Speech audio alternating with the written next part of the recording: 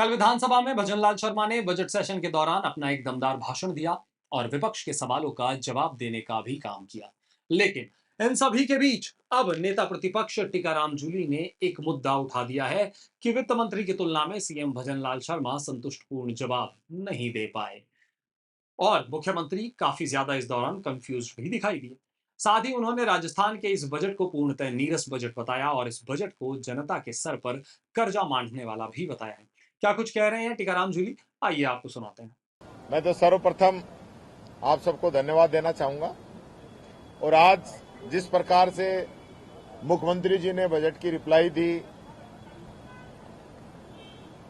तो सब लोगों में चर्चा एक ही है कि लास्ट में जब वित्त मंत्री जी बोली थी उनका बजट का रिप्लाई अच्छी थी या सीएम साहब की अच्छी है, इसमें चर्चा चल रही है दोनों में। आज मुख्यमंत्री जी जो कुछ कहना चाह रहे थे वो कह नहीं पा रहे थे, पता नहीं क्या कंफ्यूजन की स्थिति थी जो लगातार इस सरकार की रहती है। और मेरे द्वारा, मेरे सदस्यों के द्वारा जो सुझाव दिए गए थे उस पे मुख्यमंत्री जी ने कुछ नहीं कहा सिवाय कुछ इस प्रकार की बातें जिनका जवाब उन्होंने दिया। मैं समझता हूं वो जवाब नाकाफी था। हमने ये पूछा था कि इस बजट के अंदर प्रदेश को आगे ले जाने का विजन क्या है, प्रदेश तरक्की कैसे करेगा, उस पे मुख्यमंत्री जी का कोई जवाब नहीं आया। और मैं समझता हूं सारी बातें तो मैंने अपनी स्पीच में कही है, लेकिन ऐसा नीरस बजट आज तक कभी नहीं आया होगा राजस्थान में, जिसने जनता के सिर पे कर्जा भी मांड दिया और विकास के नाम पे कुछ मिला भी नहीं। धन्यवाद। इसी के साथ एप्रोप्रिएशन बिल को लेकर कांग्रेस नेता रफीक खान बीजेपी को घेरते हुए नजर आए। क्या कुछ कह रहे हैं रफीक खान, चलिए आपको दिखाते हैं। आज मुख्यमंत्री जी ने एप्रोप्रिएशन बिल पे जवाब दिया और मैं ये समझता हूं कि जवाब इतना निराशाजनक था।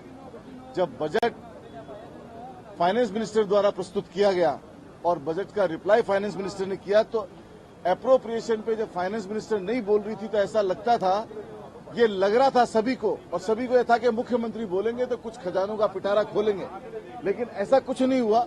0/0 रहा। डबल इंजन की बात करते रहे। और जब केंद्र का बजट आया, केंद्र के बजट से पहले राजस्थान का बजट आ गया, केंद्र का बजट आया तो केंद्र के बजट में राजस्थान को कुछ नहीं मिला।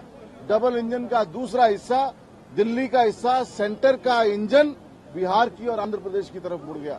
तो अफसोस के साथ कहना पड़ रहा है, जनता सीएम की स्पीच सुनने के बाद अपने आप को ठगा सा महसूस कर रही है। राजस्थान का इतिहास रहा है, प्रेसिडेंस रहा है।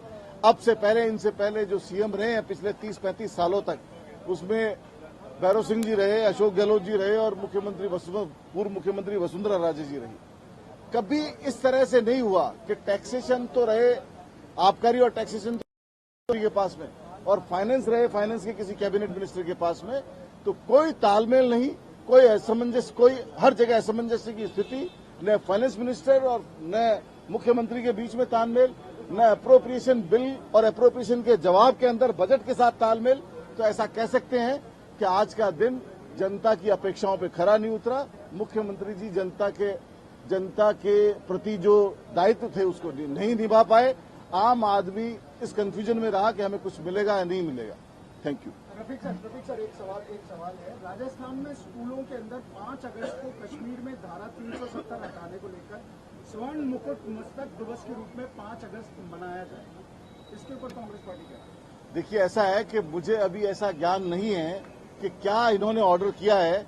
मैं इनका ऑर्डर देखूंगा, क्या ऑफिशियल ऑर्डर है या रूमर है या एजुकेशन मिनिस्टर ने कोई ऑफिशियल बयान दिया है।